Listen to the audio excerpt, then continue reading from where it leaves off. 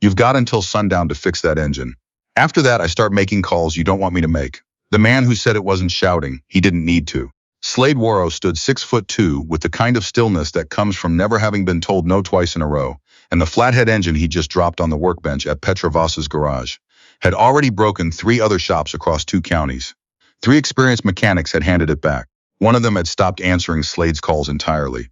Petra Voss was 23 years old. She was also at the moment the last option standing. The morning had started the way most mornings started at Voss Cycle and Repair, with lukewarm coffee, a work order backlog that was already 4 days deep, and the particular quiet of a shop that had too much history and not enough money. The garage sat at the edge of Clanton, Alabama, on a county road that the State Highway Department had been meaning to repave for 6 years. The sign above the bay door, hand-painted, white letters on green, said Voss Cycle and Repair, and below that in smaller letters, 1988. The name on the sign had belonged to her father. Now it belonged to her, which meant the rent belonged to her, and the utility bills, and the outstanding invoice from the parts supplier in Birmingham that she'd been paying down $40 at a time. Her father, Gerald Voss, had died 14 months ago. A stroke, fast and final, the kind that doesn't give you time to say the things you should have said years earlier. He'd been under a Sportster when it happened. The bike was still in the corner of the bay. Petra hadn't been able to move it. She was elbow deep in a carburetor rebuild when the sound came. Not traffic. She knew traffic. This was something lower, something that moved through the ground before it moved through the air. She straightened up and wiped her hands on the rag that lived permanently in her left back pocket, and she walked to the bay door and looked out. She counted 8 bikes before she stopped counting. They pulled in from the county road in a single file that had the precision of something that had been practiced or earned, and they stopped in her lot in a half circle, and the engines cut one by one until the only sound left was the ticking of hot metal cooling in the Alabama morning air. The man who dismounted last did it the way men do when they've never been in a hurry, because they've never needed to be. He was broad through the shoulders with a close-cropped beard going gray at the jaw, and he wore a cut, black leather iron cross patch centered on the back, Worrow stitched above it, and below that, Sergeant at Arms. He crossed the lot without looking at anything else and stopped 4 feet from Petra and looked at her the way a man looks when he's deciding whether the person in front of him is going to be worth the next 10 minutes of his life. "You Voss?" he said. "Petra Voss. Your daddy ran this shop." "That's right." Slade Worrow looked at her for a long moment, not unfriendly, not friendly, something in between that had its own specific weight. "Red Garland told me Gerald Voss was the best flathead man in the state. Said if there was anyone who could read a knucklehead the way it needed to be read, it was him." A pause. Red didn't know Gerald was gone. Petra felt the familiar tightening behind her sternum that came every time someone talked about her father in a way that assumed he was still breathing. "He passed," she said, 14 months ago. I've been running the shop since." "How long have you been wrenching?" "Since I was 9. Slade absorbed this. He turned slightly and nodded toward the trailer being pulled by the last bike in the line. 2 younger men, early 20s, prospects by the look of them, were already unlatching the ramp. What came off that trailer was a 1948 Indian Chief, and even from 30 feet away, Petra felt something shift in her attention the way it only shifted when something was genuinely worth looking at. The Chief was original. Not restored, not rebuilt. Original, the way things are original when they've been actually lived in rather than preserved. The tank paint was a deep burgundy that had survived 76 years with no help from anyone. The Springer front end was intact. The engine cases carried the patina of real decades, real roads, real weight. It was also, from where she stood, wrong in a way that her eyes registered a half second before her brain named it. The bike listed fractionally to the left when the prospects rolled it down the ramp. Not a tire issue. Something in the frame geometry was off, subtly in the way that things are off when the error is deliberate rather than accidental. "That's a 48, Petra said. "It is. Where's it been?" 3 shops, Slade said. "Birmingham, Tuscaloosa, Montgomery. All of them sent it back. Said it was too far gone. Said they couldn't find what was wrong." He paused, and something moved through his expression. Not anger, but the thing that lives adjacent to anger in a man who keeps his feelings behind plate glass. "One of them said it wasn't worth saving." Petra looked at the Chief. "Roll it into the bay." The 2 prospects looked at Slade. He nodded once. They moved. Petra walked around the Chief twice before she touched it. This was something her father had taught her at 9 years old, and that she'd practiced so long it had become automatic. Look at everything you can see before you touch anything, because your hands will tell you what your eyes missed, but only after your eyes have done their work. Slade stood at the entrance of the bay with his arms crossed, watching. One of the other bikers had taken a position just outside the bay door, not pretending to be doing anything else. Petra crouched near the front of the bike and looked at the neck, the steering neck, the point where the front fork met the frame, and looked at the welds around it. She looked at them for a long time. Then she stood and moved to the rear of the frame and crouched again near the seat post junction, where the rear loop connected to the main spine. She looked at those welds too. Then she picked up a clean rag and wiped down the area around both points. Slowly, the way you wipe something down when you need an excuse to keep your hands near it without broadcasting what you found. What she'd found was this. Someone had worked on this frame, not to repair it, to ruin it. The welds at both the steering neck and the rear junction were wrong in a way that was specific and purposeful. From a distance, they looked like patchwork. Unbeautiful but passable. The kind of thing a busy shop might produce if they were rushing. Up close, with the right eyes, the penetration was shallow at exactly the points that mattered most. The weld bead had been built up on the outside to create the appearance of coverage, while the actual fusion depth was a fraction of what was required. At the steering neck, the weld was decorative. At the rear junction, the same. Under low-speed riding on flat road, the frame might hold indefinitely. Under hard acceleration, under lateral load, and a sharp lean at any real speed, both points would fail. Not slowly, not with warning. Simultaneously or in fast cascade, the kind of failure that a rider doesn't recover from. Petra stood up and took one slow breath. "I need to ride it," she said. Slade's expression didn't change, but something behind it did. "Nobody rides that bike but me. I need to feel the steering neck under load before I start pulling it apart. 20 miles an hour. Around the lot, you watching the whole time. I can't diagnose by looking alone on a frame this old." She held his gaze. "Your call?" The silence lasted 10 seconds. Slade looked at her with the complete cataloging attention of a man who was not accustomed to being uncertain about people. "Around the lot," he said. "Twice." She took it around the lot 3 times at 15 miles an hour, and on the second turn she felt it. A faint, wrong flex at the front of the frame in the lean, like the difference between a healthy bone and one with a crack that hasn't fully declared itself. She brought it back into the bay and cut the engine and put her hand on the tank and stood there for a moment. "You find something?" Slade asked. Petra made a decision in that moment that would define the rest of the day. She could say, "Yes, there are 2 stress points, probably age-related. I'll reinforce them." That was the easy answer. That was the answer that sounded like competence without requiring her to say the harder thing. Instead, she said, "I need to ask you something first." Slade took a single step forward. "Who worked on this bike before it came to me?" she said. "Not the 3 shops before them. Who had it most recently before the problem started?" The question hit the bay the way a stone hits still water, and the rings that spread out from it were visible. Slade's expression stayed controlled, but his posture changed by a fraction. A barely perceptible straightening, the kind a body produces when something it feared might be true is being confirmed from the outside. "Why are you asking that?" he said. It came out flat without the lilt of a question. "Because what I'm seeing in this frame didn't happen from riding," Petra said, keeping her voice level. "It didn't happen from age or impact or storage. It didn't happen from any natural cause." She looked at him steadily. "Somebody put this frame on a welding table and very carefully made it look fixed while making it fail. 2 points, the steering neck and the rear junction. Whoever did it understood exactly what shallow penetration at a steering neck means under load at speed." She paused. They knew what they were building. The silence in the bay was a different kind of silence now. It had temperature. One of the bikers at the door had gone completely still. The other had turned and was looking back at the lot. Petra heard a low murmur and then nothing. Slade stood motionless for 3 full seconds. "You're sure?" "I'm sure. Come look." She picked up the flashlight from the workbench and held it out. Slade crossed the bay and crouched next to the steering neck, and she aimed the beam along the weld at a shallow angle, the angle that showed what the outer layer was hiding. The cosmetic pass was visible as distinct from the base metal beneath it, sitting proud, slightly different in texture, like a mask fitted over a face but not quite flush. Slade was quiet for a long time. "The rear junction is the same," Petra said. "Both sides of the connection." Slade stood up. He walked to the bay entrance and spoke to the 2 bikers there in a voice too low to hear clearly. One of them pulled out a phone. The other one didn't move at all, which was somehow more unsettling than if he had. Slade turned back. "Can you fix it?" "Actually fix it?" "Yes. I'll have to strip the front end and part of the rear to get clean access to both points. I'll photograph everything before I touch it. When you ride out of here, you'll know exactly what was done and why." She looked at him. "I'll put my name on it." Something very slight shifted in Slade's face. "Sundown," he said. "That's your window." "I know. You'll have Dex and Tanner in here to hand you parts." He nodded toward the 2 prospects. "They don't talk unless you ask them something, but I'm not leaving this bike." Petra thought about arguing. She decided it wasn't worth the time. "Tell them to stay out of my light." Slade almost smiled. It didn't make it all the way, but something in the direction of his eyes moved. Done. The disassembly started at 8:47 in the morning. Petra worked the way she'd always worked. Fast without wasting motion, precise without being slow. The rhythm that comes from having taken things apart since you were small enough that the tools felt oversized in your hands. She photographed each component as it came off. Fender, tank drained and placed on a clean towel, primary cover, each piece laid out in the order of removal.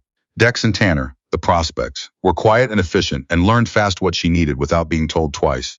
She was 40 minutes into the disassembly, the front end stripped down to give her access to the steering neck, when her phone buzzed on the workbench. She ignored it. It buzzed twice more. Then it stopped. Then it started ringing. She was mid-task, both hands occupied with a stubborn bolt that had been in place for 40 years and intended to stay there. She let it ring. When she finally got to the phone, she found 2 texts and a missed call, all from a number she recognized. Boone Garland, Red Garland's son, who ran the Indian specialist shop in Tuscaloosa, shop number 2 on the list of 3 that had returned the chief. The first text said, "Petra, don't work on that bike. Send it back and don't say why." The second, sent 11 minutes later, said, "I'm serious. There are people watching that job. Send it back." Petra read both messages twice. She set the phone down and looked at the chief's frame in front of her, at the stripped steering neck and the exposed base metal, at what someone had done to it with full knowledge of what they were doing. She thought about what it meant that Boone Garland, who had seen this bike and sent it back, was texting her now with a warning that had no explanation attached. She picked up the phone and walked across the bay and handed it to Slade without speaking. Slade read the texts. He read them again. His expression didn't change, but the temperature behind his eyes dropped several degrees. He handed the phone back. "Keep working," he said. "Who's trying to keep this bike broken?" Petra said. "That's not your concern." "It is," she said, not loudly, not as a challenge. "Just, if I'm the one fixing it, and someone is watching the job, that puts me in whatever this is. I'm not asking for the whole story. I'm asking whether finishing this repair puts my shop in danger." Slade was quiet for a moment. "Then, the people who want that bike to stay broken don't know you're in the picture.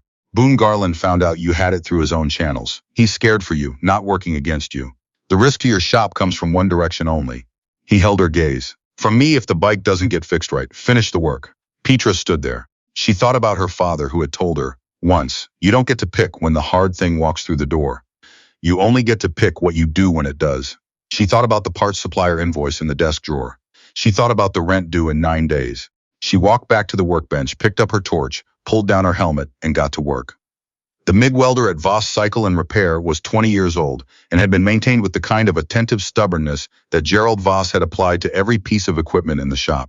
Petra had learned to weld on it. She knew its particular calibration, its tungsten preferences, its tolerances. She trusted it the way you trust something you've spent 1,000 hours with. She ground out the false weld at the steering neck with the precision of someone removing a lie from metal, slowly, carefully, in layers, until what was underneath was exposed in full. What was underneath was exactly what she'd expected and dreaded. The base metal had been deliberately scored before the cosmetic pass was applied.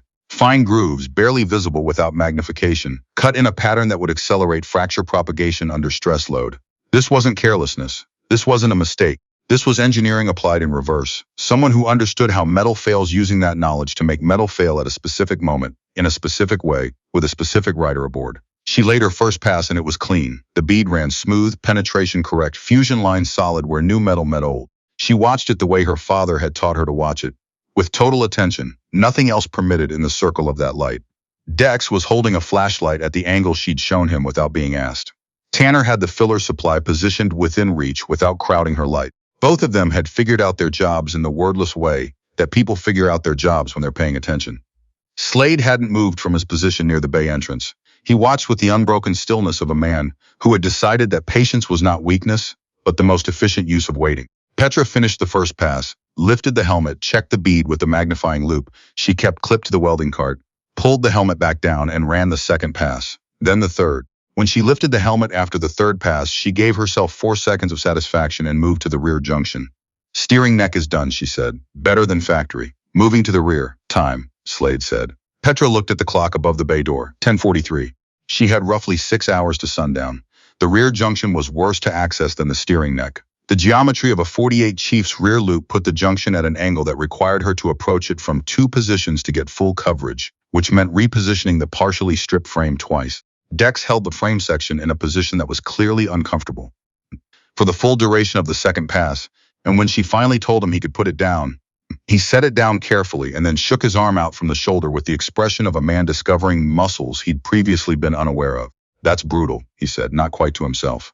"You held it clean," Petra said, and moved to the right side of the junction. At 11:58, her phone buzzed again. She was mid-pass and she let it go. It buzzed 4 more times, then a call. She finished the pass, lifted the helmet, and checked the phone. 3 more texts from Boone Garland and 1 from a number she didn't recognize. "Boone's latest. They know you have it. Petra, please just send it back." The unknown number. "This is Walt Brannick. I'm Red Garland's partner. Boone doesn't know I'm texting you. Keep going. Don't stop. I'll explain later." 2 different people, one telling her to stop, one telling her to continue, and she'd never met Walt Brannick in her life.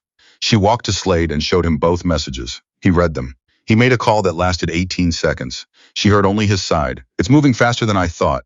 Get 2 more on the perimeter. Don't come inside." He hung up and looked at her. "How many people are outside my shop right now?" she asked. "Enough," he said. "That's not an answer. It's the right one. Finish the rear junction. You've got work to do." Petra thought about pushing it. She thought about what her father would have done.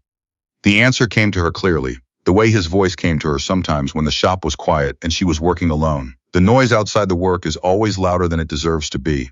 Let the work answer it. She pulled the helmet back down and finished the rear junction. Both sides 3 passes each, checked after every pass. When she lifted the helmet the last time, the false welds were gone. What was in their place was her work. Deep and clean and built past factory specification, carrying the penetration profile of someone who had refused to make it anything less than exactly right. She stood up slowly and her lower back filed a formal complaint that she acknowledged and set aside. "Structural repairs are complete," she said to the bay. "I need to do a visual inspection under magnification. Then we reassemble. Then we test." Slade stood up from the stool where he'd been sitting for 4 hours. He crossed the bay and looked at the 2 weld points. He didn't have a loop. He didn't need one. The difference between what had been there and what was there now was visible to experienced eyes without any instrument. Different in texture, different in geometry, different in the fundamental quality that comes from work done with full intention versus work done to deceive. "Your father teach you this," he said. "Everything in this shop," Petra said. "What else did he teach you?" She picked up the loop and began her inspection of the steering neck bead, running the glass slowly along the crown of the weld. "He taught me that a motorcycle's frame is where the rider lives. Not the engine. The engine just makes it move. The frame is what keeps a person alive when something goes wrong." She moved the loop to the rear junction. He said, "If you're not willing to ride what you build, don't build it." Slade was quiet for a moment. "Would you ride this?" Petra checked the right rear junction carefully before she looked up. After reassembly and a proper test, "Yes." She held his gaze. "I'll take it out myself before you do." Something in Slade's expression shifted. Not softness exactly, more like the acknowledgement of something real, the recognition of a standard being met.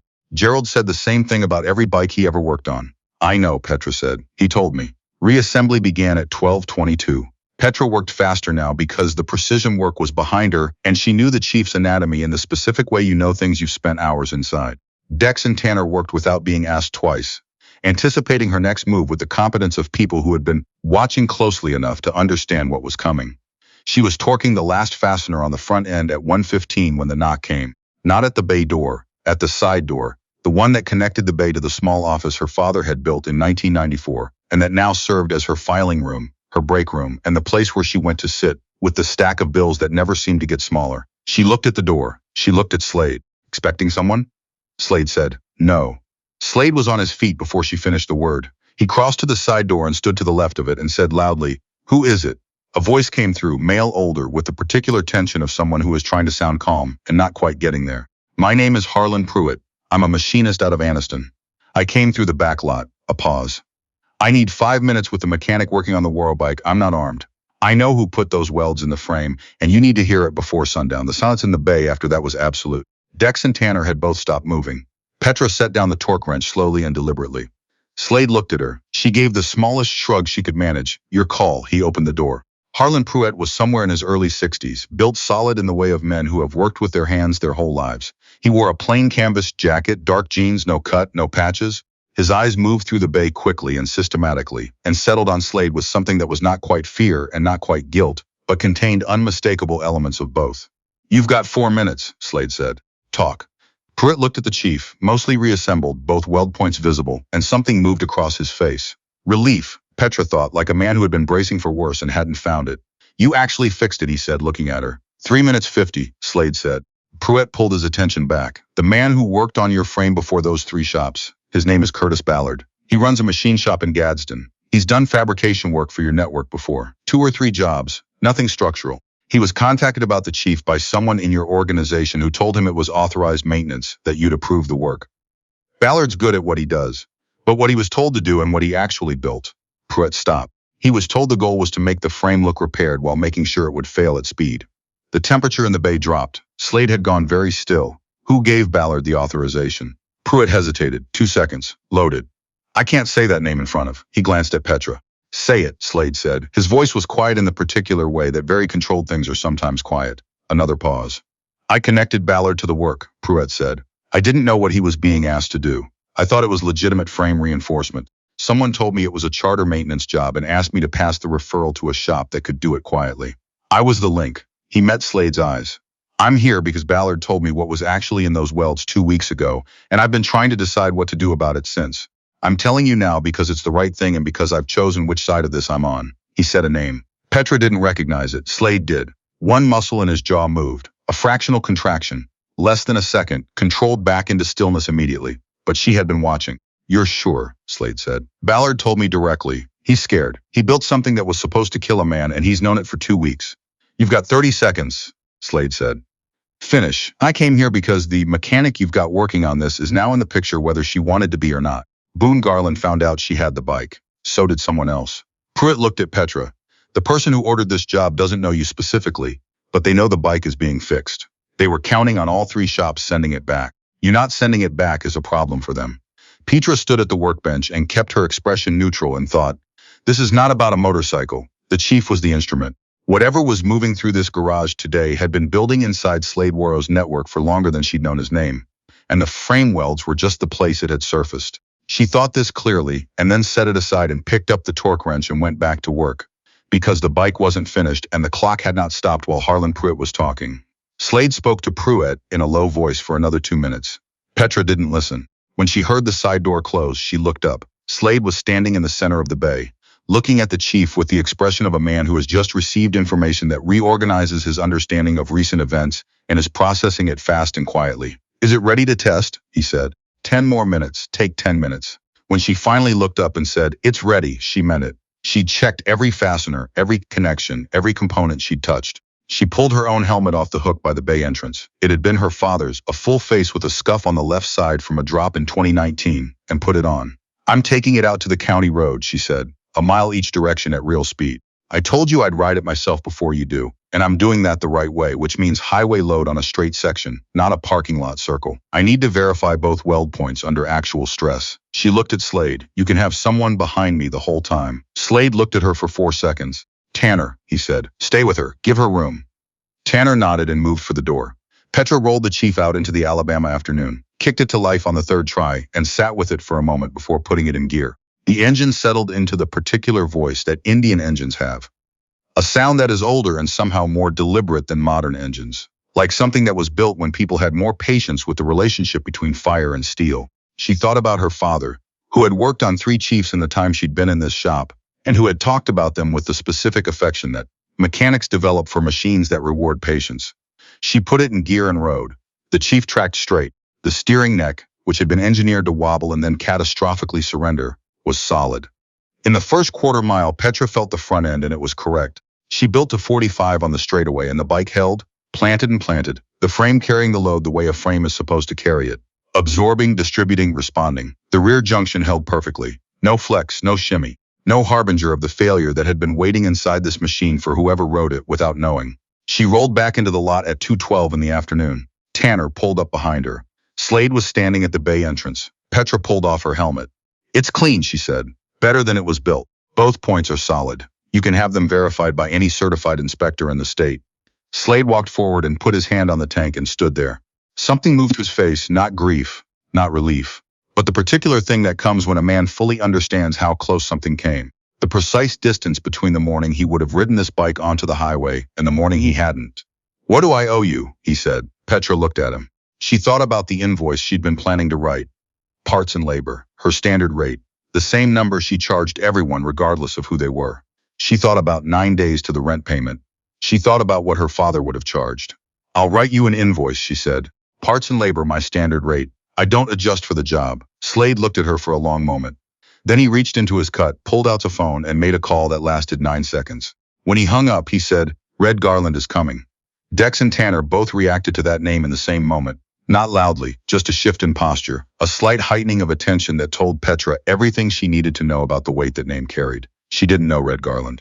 She knew the name the way you know names in a specific world from a distance, as a presence, a reputation, something that older mechanics mentioned with the kind of careful respect reserved for things that have been powerful long enough to become elemental. Her father had mentioned him once, in a conversation that had ended quickly when Gerald realized she was listening. She'd been 15. She'd been smart enough not to ask questions. She went back into the bay and started cleaning up. Not because the cleanup was urgent, but because her hands needed work while her mind ran ahead. She was sweeping metal dust from the area around the welding cart when Slade walked over and stood beside her without speaking for a moment. "You should know something before Red arrives," Slade said. She kept sweeping. "All right. Red knew your father for over 20 years. Gerald did framework for the network going back before you were in this shop. Before you were born, maybe." Slade paused. "Red didn't come to the service when Gerald died because his presence would have caused problems for your family. But 3 weeks after the funeral, an envelope showed up at the shop door. No return address." Petra stopped sweeping. She looked at him. She knew the envelope. She had opened it at the desk in the office, alone, at 7 in the morning, with the kind of exhausted numbness that comes in the weeks after a loss when every day still starts with the fact of it. Inside had been enough cash to cover 6 weeks of overhead and a plain index card with 2 lines of handwriting she didn't recognize.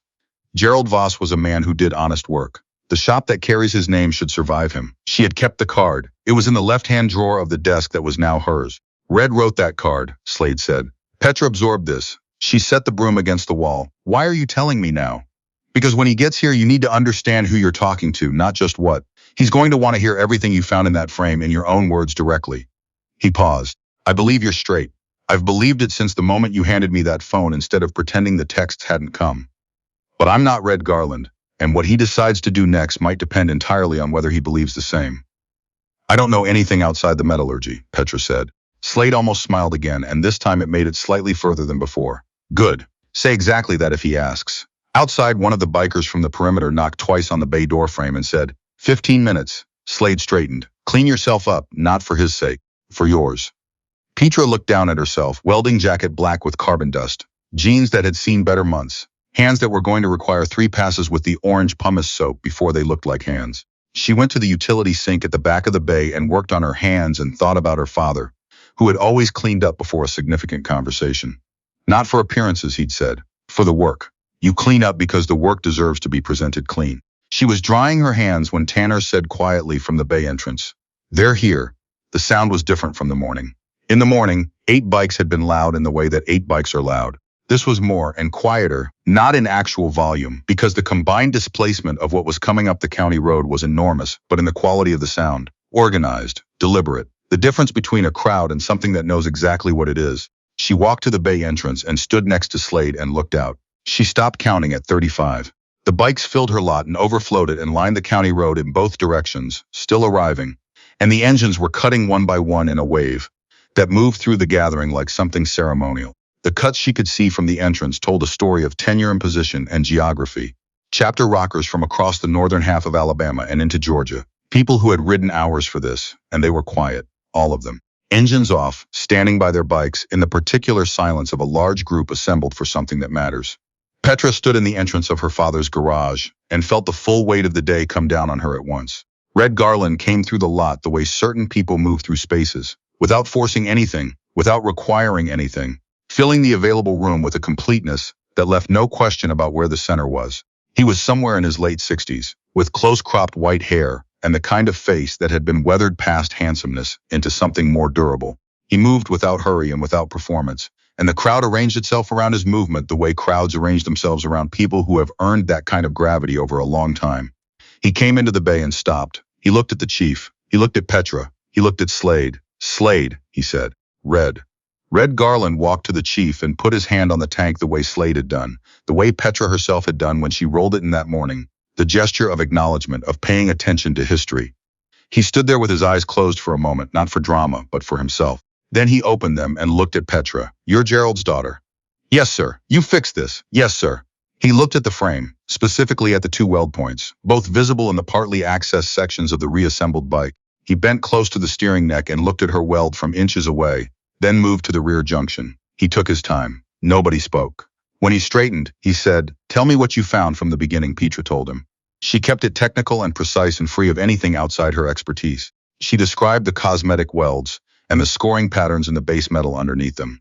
She described the penetration depths and what they meant at speed under load. She described what would have happened to the frame and to the rider. She used the language of metal and stress and mechanical failure, because that was the only honest language for what she was describing, and she watched Red Garland's face while she talked. He listened the way very few people listen, without preparing his response, without signaling, without anything on his face except complete and unbroken attention. When she finished, he was quiet for a long moment.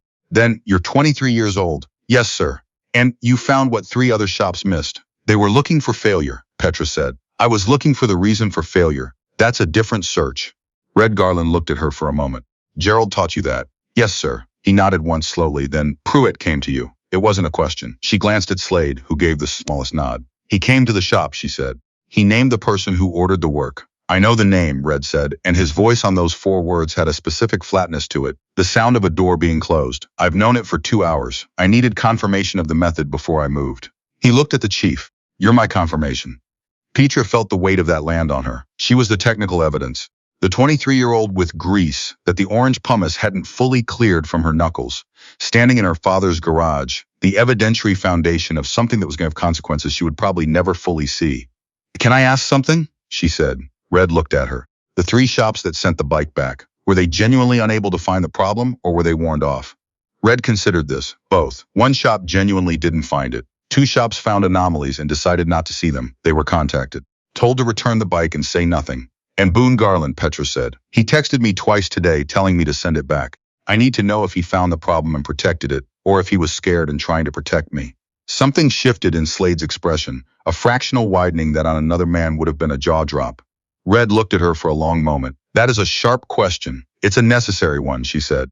Because if Boone knew about the sabotage and was protecting it, the problem in your network is bigger than 1 set of bad welds. If he was genuinely scared for me, he has information you need. Red turned to Slade. I like her. Slade said, I told you. Red turned back. Boone Garland is clean. He found surface-level anomalies in Tuscaloosa and was threatened to keep quiet. His texts to you were genuine. He was scared. A pause. He won't be scared much longer. The way he said it left nothing ambiguous. Petra nodded. Okay. Red reached into the inside pocket of his cut and produced an envelope. He held it out. Open it. Inside was a check handwritten, made out to Voss Cycle and Repair.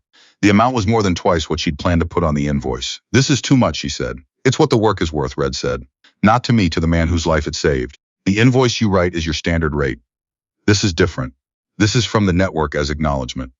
Gerald would have understood the distinction. She thought about her father, who had given back overpayment every time without exception.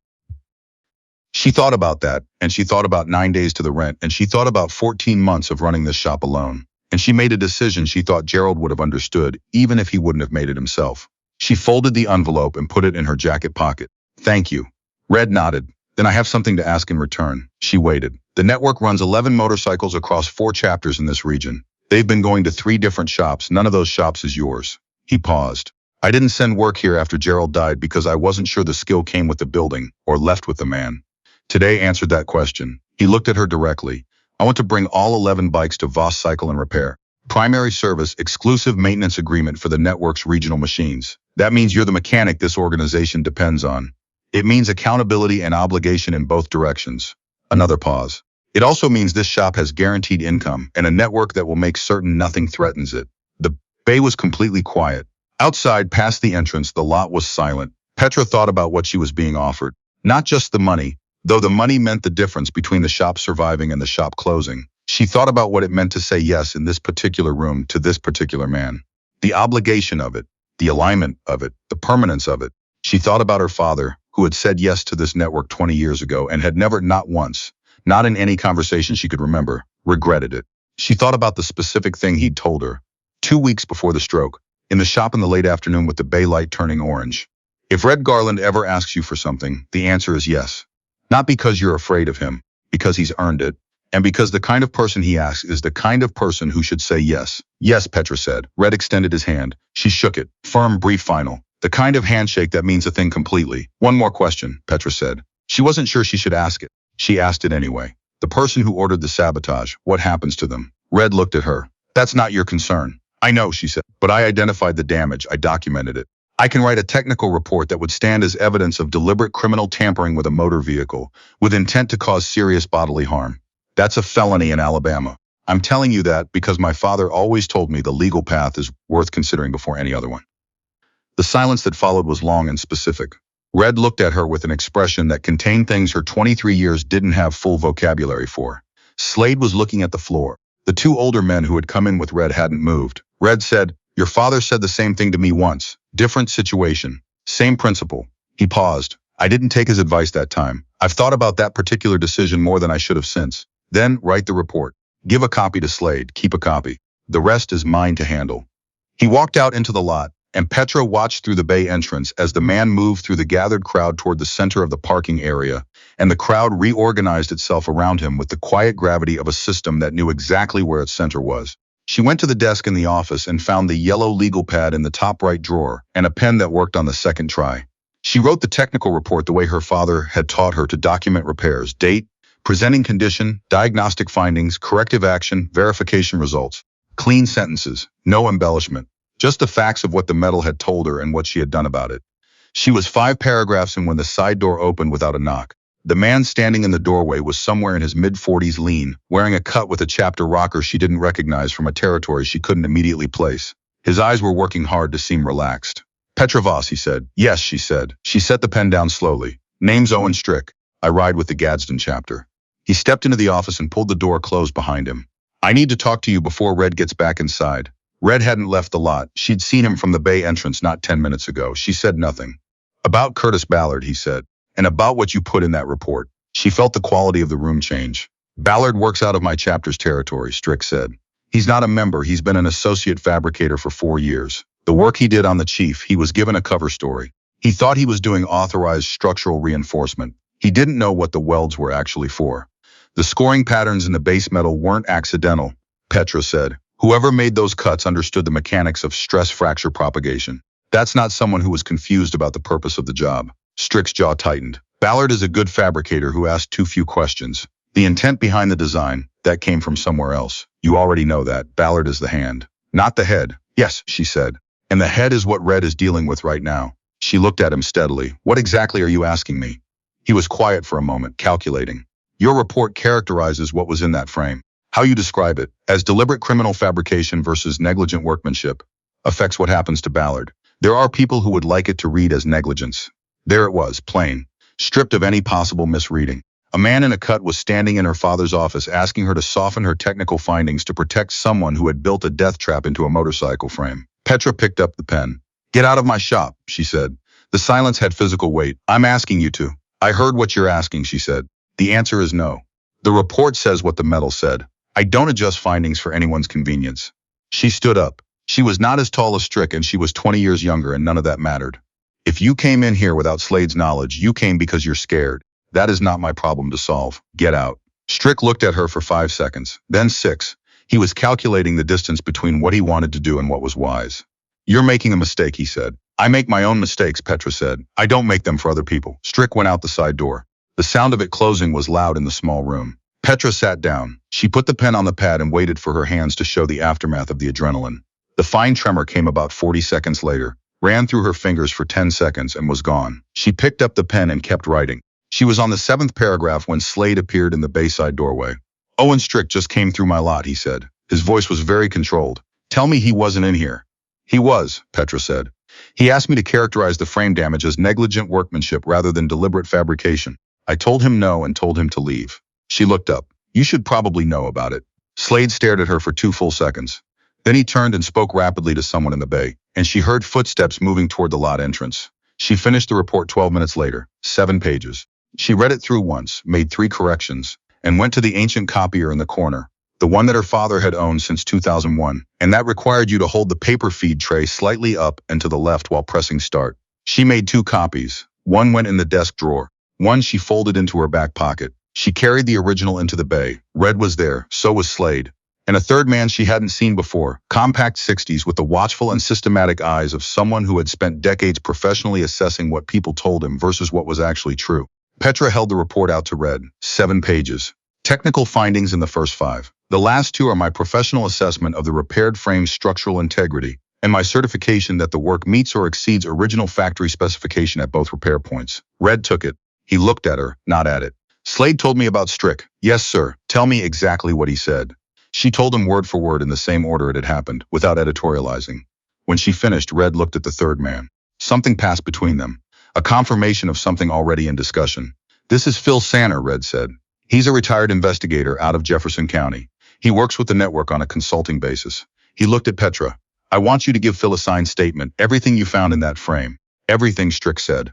All of it on the record in a form that's legally usable. Petra looked at Sanner. You said retired. This statement, who does it go to? Sanner's voice was dry and entirely practical. That depends on what Red decides to do with it. My job is to document it accurately and in a form that's admissible if it ever needs to go somewhere official. Petra thought about the index card in the left drawer of the desk, about the 2 lines of handwriting from a man she'd never met, written to acknowledge a man she'd lost. She thought about her father saying the legal path is worth considering before any other one, and about the fact that Red Garland had heard her say the same thing and had come back inside with a retired investigator. All right, she said. I'll give you the statement.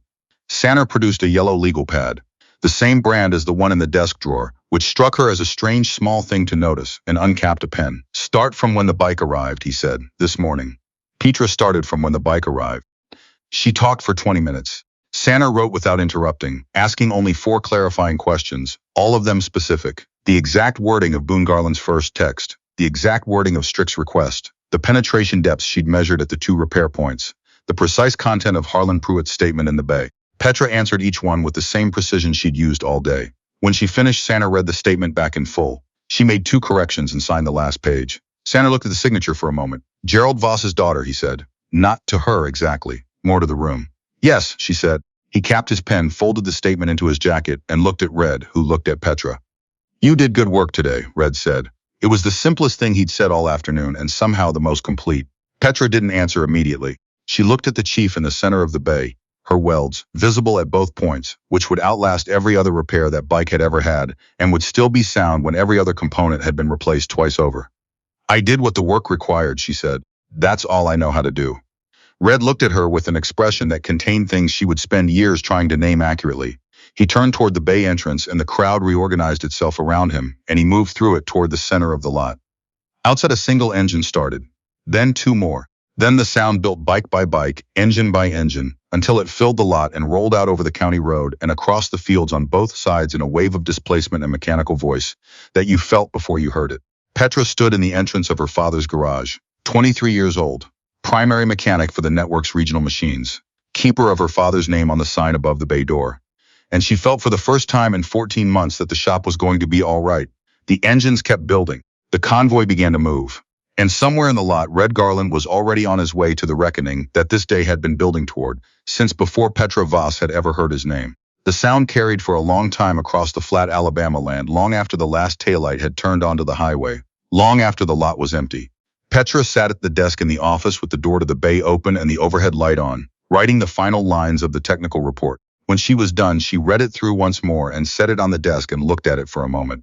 Then she pulled open the left-hand drawer and took out the index card. Gerald Voss was a man who did honest work. The shop that carries his name should survive him. She read it twice. She put it back in the drawer. She went into the bay and turned off the overhead light and stood in the dark for a moment with the chief beside her, invisible, now but present. The way things are present when they carry the weight of what almost happened to them. The way people are present after a near thing, still vibrating faintly with the frequency of what could have been. She turned the light back on. She looked at her work, both weld points, clean and true and permanent, built past the specification of the frame they were part of, built to outlast the bike they were in. Her welds, her name on them, the way her father had put his name on everything he'd touched in this bay for 35 years. She found she had nothing to add to that. She cut the light, rolled the bay door down, and locked it. Tomorrow the chief would be collected and the work order would be settled, and the first of the network's 11 bikes would come through for service. And the day after that another. And the shop that carried her father's name would have what it needed to continue. She knew all of this clearly, but tonight, walking to her truck in the empty lot with the Alabama stars coming out above the county road, what she felt was simpler than any of that. It was the clean, specific weight of a day fully spent. Every hour of it earned.